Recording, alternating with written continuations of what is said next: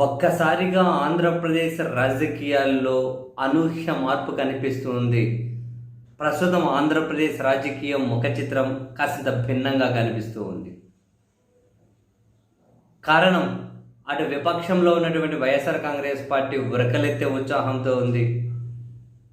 YSR Congress party నాయకులు, వాళ్ళ అధినేత జగన్మోహన్ రెడ్డి గారు చాలా కాన్ఫిడెంట్గా ఉన్నారు. వాళ్ళ పార్టీ నాయకులు కూడా ప్రతి అంశం మీద చాలా వేగంగా స్పందిస్తూ ఉన్నారు. మాటకు మాట టిట్ ఫర్ టాట్ అనే విధంగా ఎక్కడా కూడా వాళ్ళు తగ్గడం లేదు. ఒకవైపు పాలకపక్ష కూటమేమో అటువైపు ఫ్రస్ట్రేషన్లో ఉన్నారు. ఎందుకో తీవ్రమైనటువంటి ఫ్రస్ట్రేషన్. ఈ క్రమంలో వాళ్ళు తీసుకుంటున్న నిర్ణయాలు ఇంకెవరినో కంట్రోల్ చేయాలని, ఇంకేదో అణచివేత చట్టాలు చేయాలని, ఇవన్నీ కూడా ఫ్రస్ట్రేషన్ల నుంచి వాళ్ళు ఆలోచిస్తూ ఉన్నట్లు స్పష్టమవుతూ ఉంది. అండ్ అదే సమయంలో వైఎస్ఆర్ కాంగ్రెస్ పార్టీ మీద వాళ్ళ అధికార దర్పాన్ని అంతా, అధికార జులుమంతా ప్రదర్శిస్తూ ఉన్నా కూడా ఎక్కడే కూడా వైఎస్ఆర్ కాంగ్రెస్ పార్టీ తొనగడం లేదు, వెనకడం లేదు.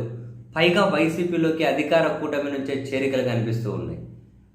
ఏదైనా ఒక విమర్శ జగన్ గారి మీద, వైసీపీ మీద కనపడగానే వరుసపెట్టి నాయకులు దాన్ని కండెమ్ చేయడమే కాదు, విమర్శకి ప్రతి విమర్శ చాలా చాలా స్ట్రాంగ్గా ఇస్తూ ఉన్నారు.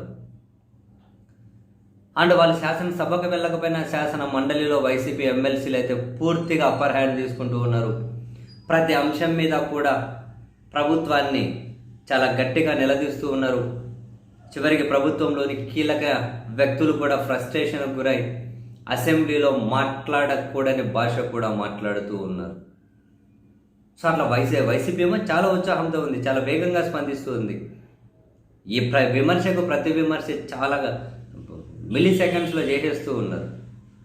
అధికార కూటమేమో ఫ్రస్ట్రేషన్లో ఉంది, తీవ్రమైన ఫ్రస్ట్రేషన్.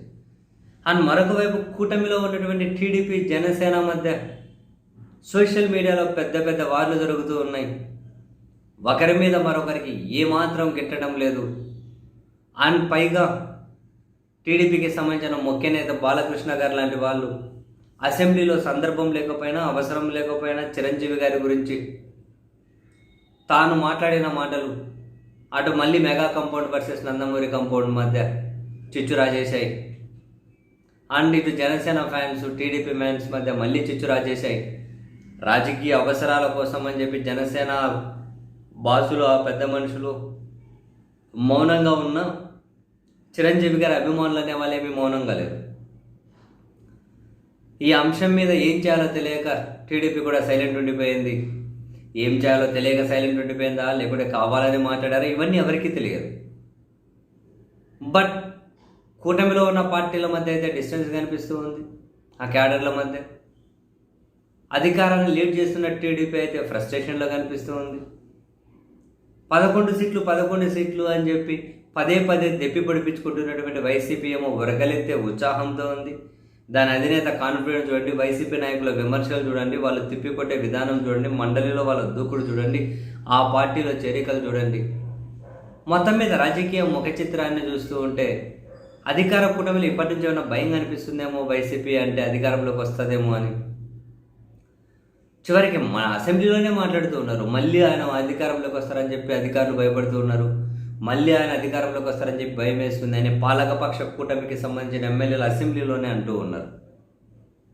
వెరసి ఎన్నికలకి ఇంకా 3 సంవత్సరాలకు పైగా టైం ఉన్నప్పుడే ఆంధ్రప్రదేశ్ రాజకీయ ముఖ చిత్రంలో ఇంత స్పష్టమైన మార్పు కనిపిస్తూ ఉంటే, పూర్తిగా కింద పడిపోయినారు అన్న వాళ్ళేమో ఉత్సాహంతో అప్పర్ హ్యాండ్ తీసుకుంటున్న పరిస్థితి కనిపిస్తూ ఉంటే, అసలు అందనంత ఎత్తులో ఉన్నారు అనుకున్న వాళ్ళేమో ఫ్రస్ట్రేషన్కు గురై జనాల మధ్య వాళ్ళే పలుచనయ్యే పరిస్థితి ఉంది. ఇప్పుడు 16-17 నెలల కాలంలోనే. మరి ఇంకా రాబోయే రోజుల్లో రాజకీయ ముఖ చిత్రం ఇంకెంతగా మార్పులు చోటు చేసుకోబోతుందో చూడాలి.